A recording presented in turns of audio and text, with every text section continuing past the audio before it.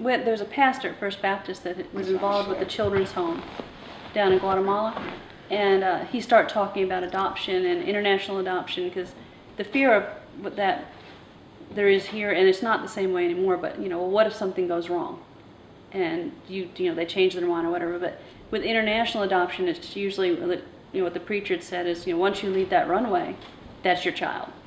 And they had just passed the law so that saying that anybody under 18 that was adopted is automatically a citizen. So that's where the idea came to go to Guatemala. Yeah. That's the first picture of Carlos with Greg, and he's shaking Carlos's hand. There's a bunch of children sitting in high chairs in the children's home in Quetzaltenango, Guatemala, outside of Guatemala City, up in the mountains. And it was called Hogar Cuna. It means cradle, cradle of the children, or something like that. Hogar Cuna, yeah. So at this point, did you know that you wanted to adopt, or you just went? We had to talked Guatemala about it. Right. We had just kind of talked about adoption like that, but then that kind of like sealed the deal. There were so many children in the children's home, there's no way to pick. But the very last day is when Greg told me that he asked about Carlos. So. And how old was Carlos? He was 2 at that time. Yeah.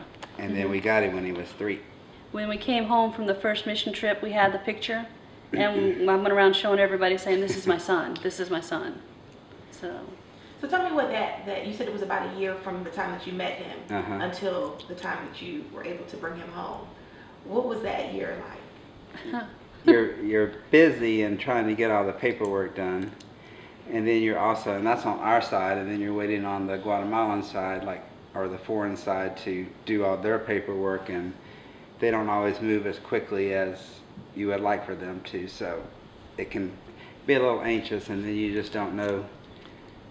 And it's like we only had, I think we found out on Valentine's Day, which was the 14th of February, and then we're down there by the 17th. So you don't have a whole lot of time from the time they tell you, you're able to come get him, and then you do all that paperwork when you get there. We were there a week.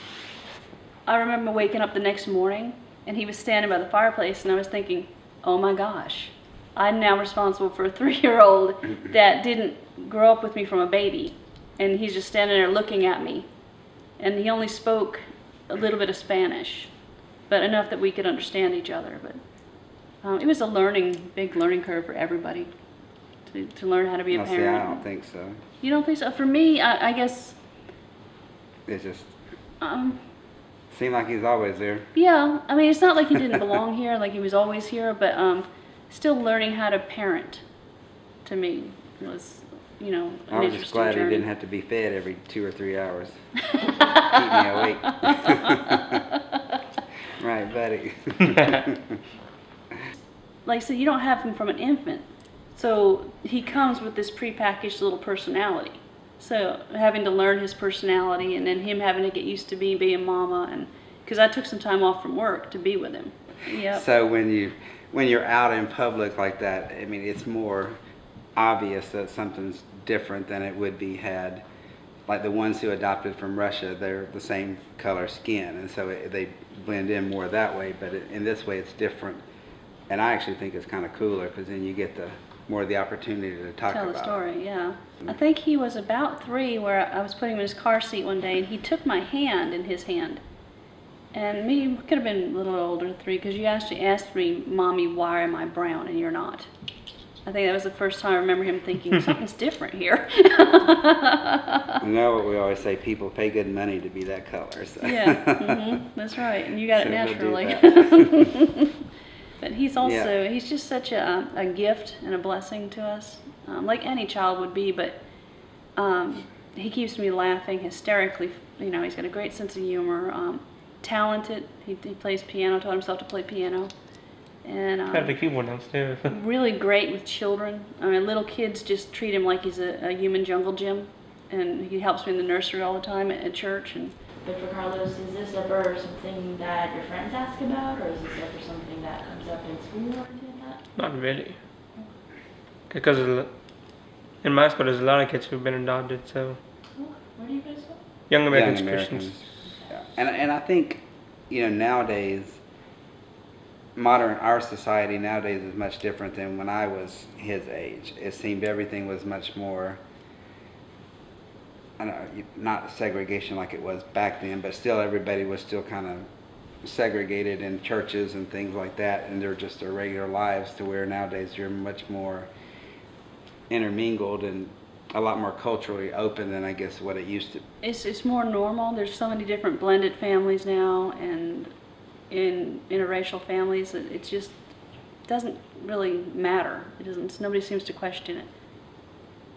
Have y'all been back to Guatemala at all? I have. Yes. I've been about 4 times, I think, on other mission trips. Carlos hasn't gone back yet. We've talked about it. He wants to. Yeah. He wants to go back. He wants to see. Of course, the children's home's not where it was. They moved to a different town, and it's where there used to be an old timeshare. They bought the property, and it's beautiful. It overlooks a lake, and it's really nice.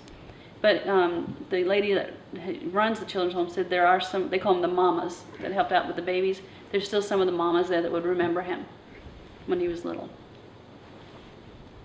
Do you mind if I ask, do you know who your birth mother was? No. Nope, and it doesn't matter. Nope.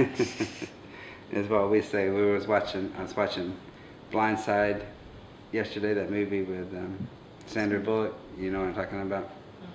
And you think about, and that's what, you know, the family is the ones that love you and take care of you, and outside of that, it doesn't really matter. How you get together doesn't matter. It's that you're together.